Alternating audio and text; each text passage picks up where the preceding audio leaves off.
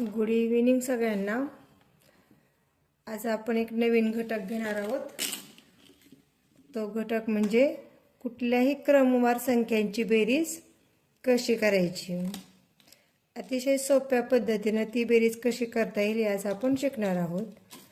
तर आपल्या घटकाचं नाव आहे संख्यांची बेरीज। संख्यांची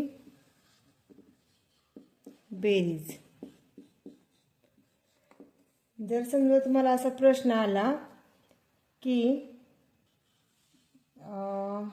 31, एक प्रश्न घेऊन पाहूयात आपण पहिला। 31 ते 50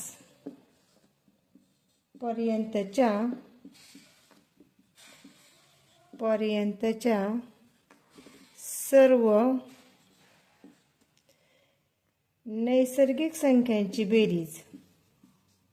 नैसर्गिक संख्यांची बेरीज किती। संख्यांची बेरीज किती। जर असा प्रश्न आला तर आपण या सर्व संख्यांची बेरीज करत बसायची नाही। म्हणजे 31, 32, 33 असं आपण एकाखाली एक मांडल्याने त्यांची बेरीज केली असं आपल्याला करायचं नाही। तर काय करायचं, तर ही बेरीज करण्यासाठी एक सूत्र आहे आणि ते सूत्र आपल्याला शिकायचंय। तर ते सूत्र कोणतं ते पाहूयात आपण।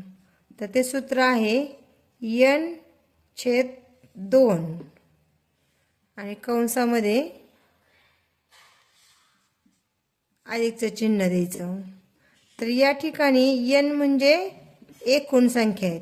n बरोबर याच्या 31 ते 50 यापर्यंत एकूण किती संख्या होतात त्या आहेत एकूण संख्या म्हणजेच n। आणि इथं अधिकचं चिन्ह कंसात आपण जे दिलंय ते म्हणजेच 31 आणि 50 या दोन संख्यांची बेरीज। म्हणजे सुरुवातीची संख्या आणि शेवटची संख्या, सुरुवात आणि शेवटची संख्या या दोन्हींची बेरीज करायची आपल्याला। तर आता आपण या सूत्राचा वापर करून हे उदाहरण सोडवण्याचा प्रयत्न करूयात, पाहूयात काय होते। तर आपल्या सूत्रामध्ये आपण मांडून घेऊयात। आधी सुरुवातीला 31 ते 50 या नैसर्गिक संख्यांमध्ये एकूण संख्या किती होतात, तर तुम्ही जर 31 ते 50 पर्यंत जर मोजलं तर त्या एकूण 20 संख्या होतात। किती? n बरोबर 20 संख्या येतात आपल्या। n बरोबर 20 संख्या होतात। मग आता आपण सूत्रामध्ये ठेवून पाहूयात। n च्या जागी 20/2 आणि ह्या दोन्हींची जर बेरीज आपण केली तर ती किती होते? 31 अधिक 50। 31 अधिक 50 तर ते आपलं होतं किती? 1 आणि 5 आणि 3 8, 81 होते। तर आता आपण हे 81 मांडून घेऊयात गुणुले 81। मग आता 2 ने भाग जातोय। बेक बे 10 उरले 10 बरोबर 10 गुणिले 81। 10 गुणिले 81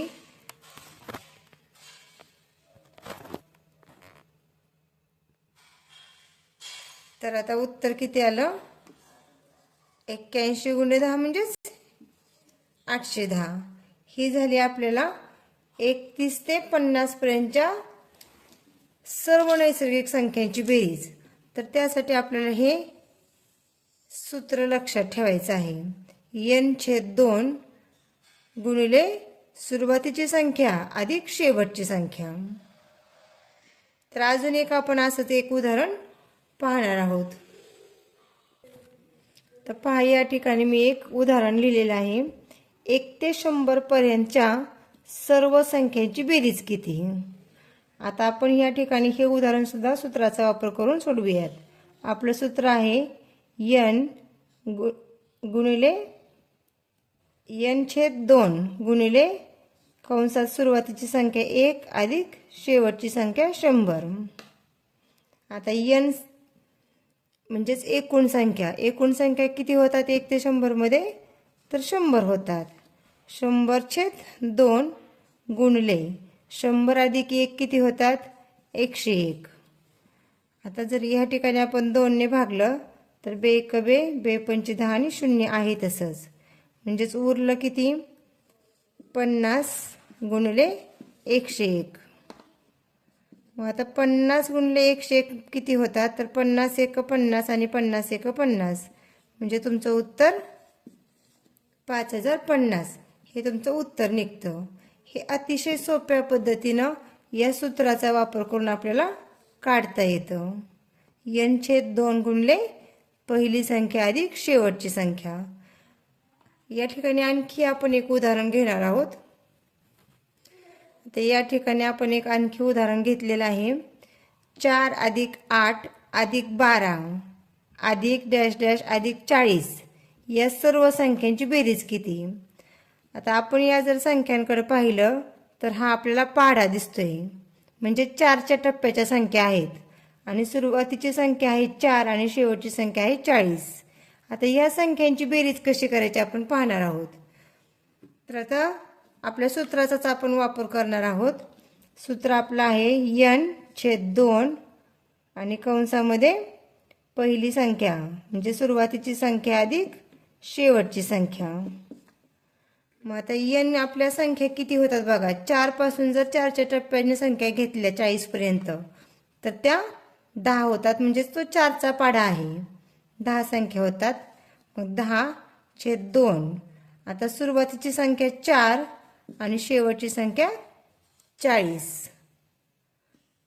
आता 10/2 म्हणजेच बे 1 बे, बे 5 10. मग 5 आणि ह्यांची बेरीज आपण किती होती? 40 आणि 4 44 होते. आणि यांचा जर गुणाकार केला तर 4×5 20, हातचे आले 2, 4×5 20 आणि 2 22.